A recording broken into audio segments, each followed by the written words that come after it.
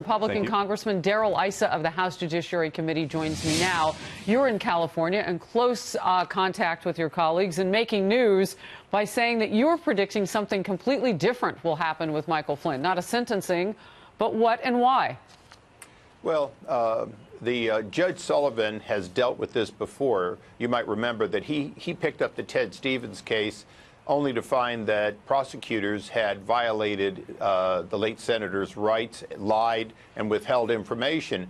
In this case, he's faced with a similar situation in that he's seeing a general who was lied to and told he wasn't a target. He was basically not needing to worry about Miranda, didn't need a lawyer, so that they could trap him into a lie where they knew something, didn't disclose it, and then asked him a question in order to get him in a situation where they then had leverage on him.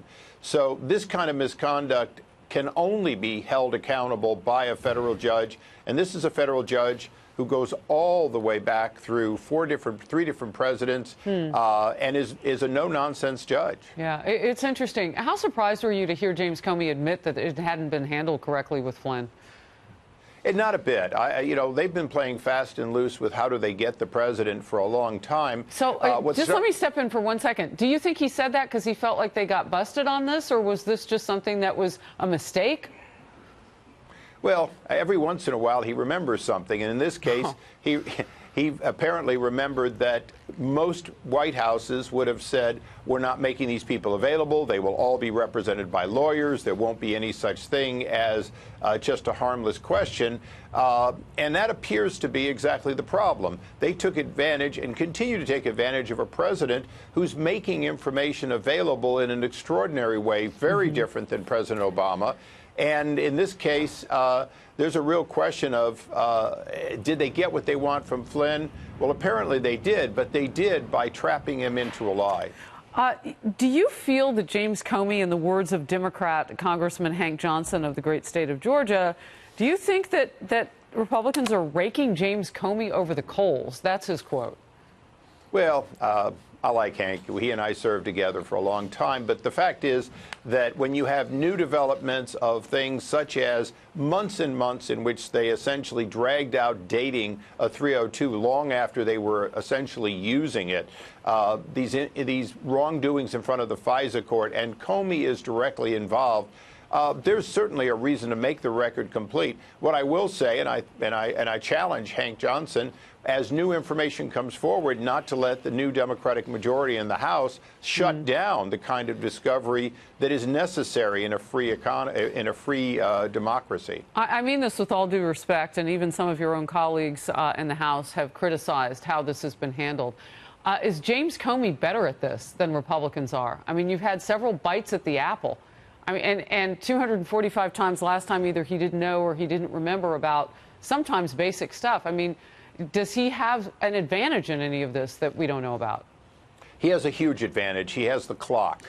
The administration, if you will, always has the clock. And in this case, the clock is running out.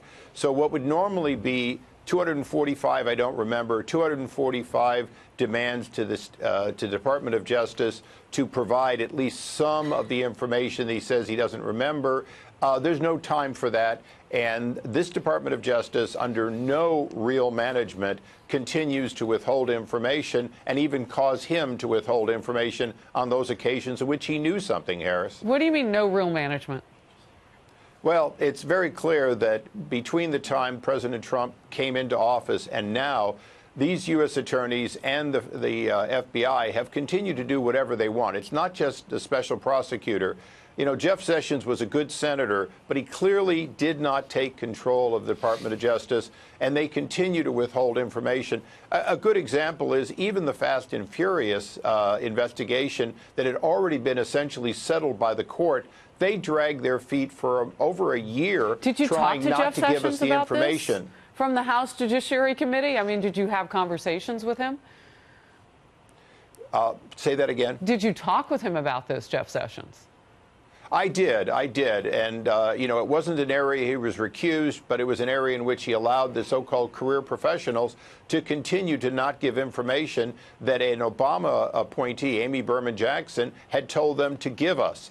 So this is a Department of Justice that institutionally continues to not want to cooperate with Congress. This is where the new Attorney General is going to have to come in and at least restore some level of cooperation in Congress's legitimate oversight, and that'll include the Senate and hopefully a Democratic House that still wants to know about people's rights being trampled on.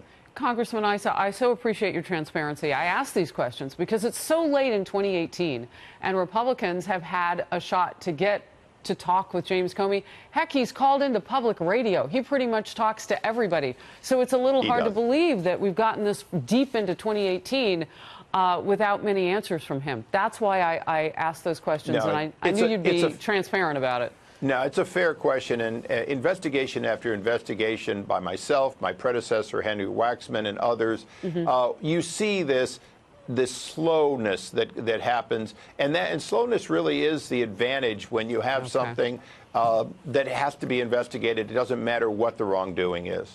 From the great state of California today, Congressman Darrell Issa, thank you for your time. Thank you, Harris.